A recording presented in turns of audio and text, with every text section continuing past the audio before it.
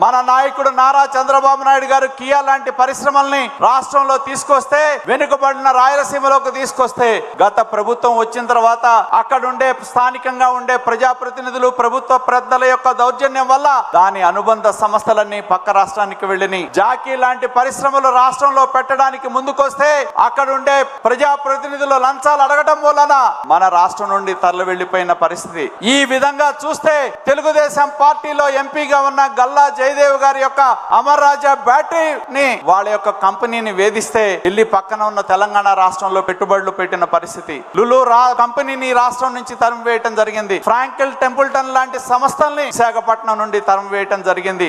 Adani data centre నిర్మాణం కోసం మనం భూములు ఇచ్చి వాళ్ళని ప్రోత్సహిస్తే వాళ్ళని తరిమి వేయటం మూలన పక్కనున్న మహారాష్ట్రకు, గుజరాత్ కో వెళ్లి పెట్టుబడులు పెట్టిన నేపథ్యాన్ని గుర్తుంచుకోవాల్సిన అవసరం ఉంది.